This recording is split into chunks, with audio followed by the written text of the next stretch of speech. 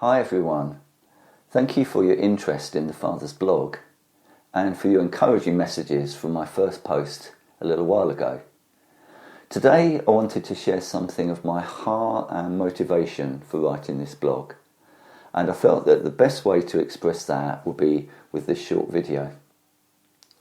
Helen and I have had an increasing mother and father heart for people over the last few years, and in past months the Lord has spoken to us prophetically through various unconnected people that this is to be a major theme or flavour of our future ministry. In fact, one person who we highly respect opened his prophecy with the words, "Do not forget your primary call to be a mum and dad." Now, whilst I leave the mothering side of things to Helen, we should not forget that the concept, definition and origin of both mothering and fathering are in the personhood of God.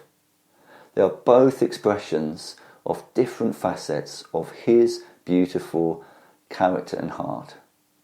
We therefore need both of them, and I believe that there are so many overlapping qualities between the two.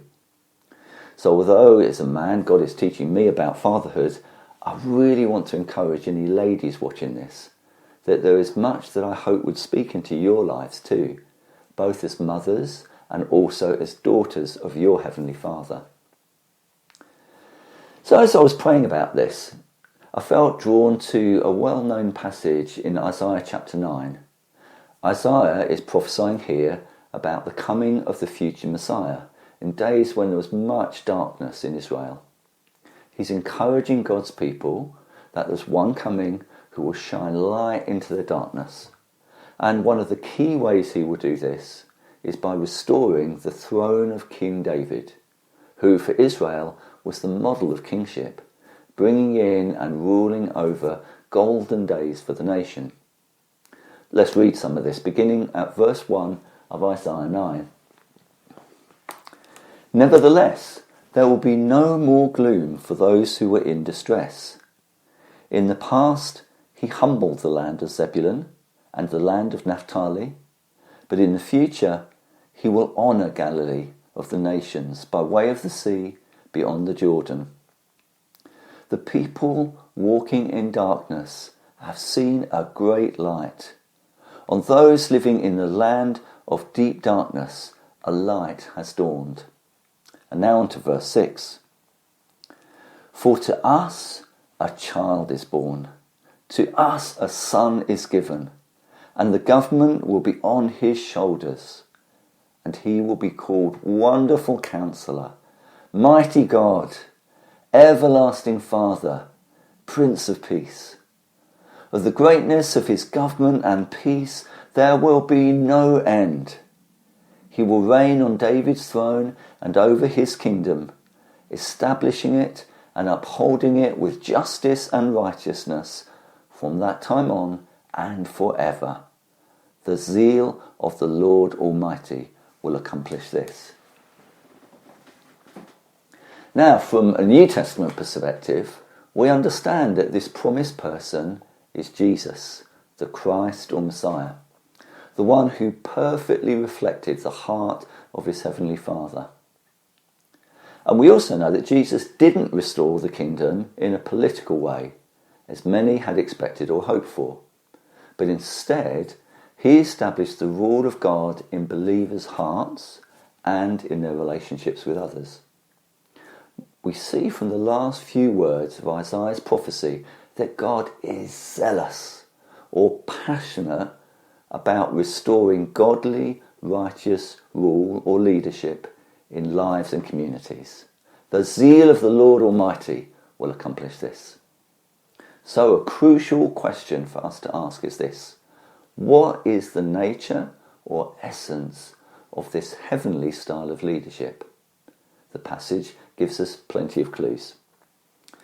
I believe the number one key here is that the person predicted to reign on David's throne and to exercise God's heavenly government is a son.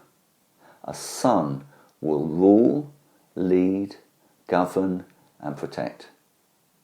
Not someone hired to do the job for money, nor someone seeking power and self-promotion, but a son. A son who knows his father and who therefore knows that he himself is loved and delighted in before he ever leads anyone or anything.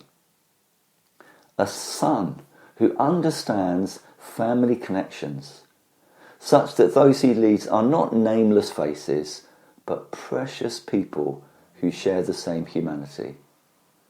A son who wants to lead and nurture with the same fatherly heart by which he himself has been loved.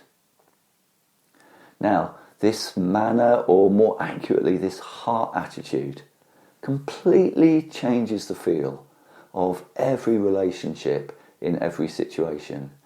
Out goes striving, out goes performing for acceptance, out goes fear and insecurity about our value and status. And in comes appreciation, in comes motivation, in comes working together for the common good, and in comes wisdom passed from one generation to another.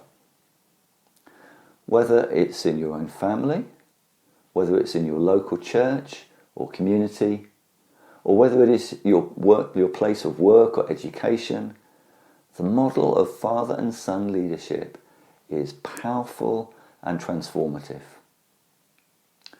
What else does Isaiah 9 tell us will be the characteristics of God's model of leadership?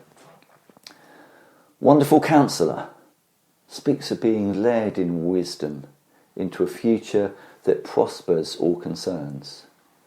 Mighty God reminds me that leadership is God's design, and that good leaders are aware that they should be both humble and confident as God's delegates on the earth. Everlasting Father speaks of reproducing the compassionate care and protection that we ourselves have received from God.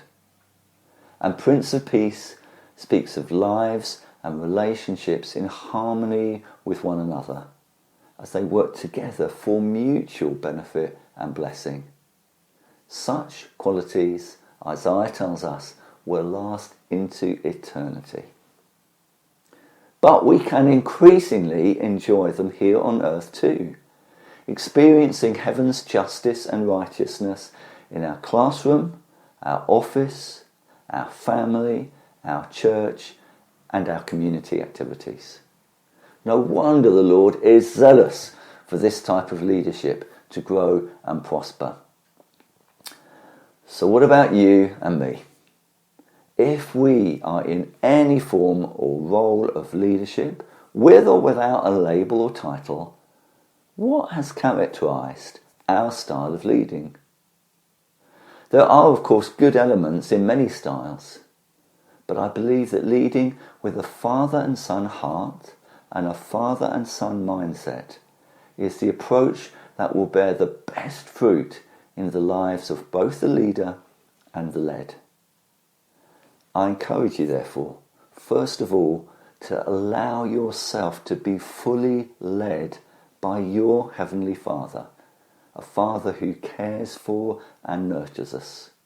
He loves us fully already, just for who we are, but He also wants to lead us into maturity and great fruitfulness. And I believe the more we know we are loved, the more we shall be equipped and inspired to love others. Let us enjoy, therefore, the delights of being sons of our Heavenly Father, in order that we in turn may be fathers to many, leading them into their own destiny and fruitfulness.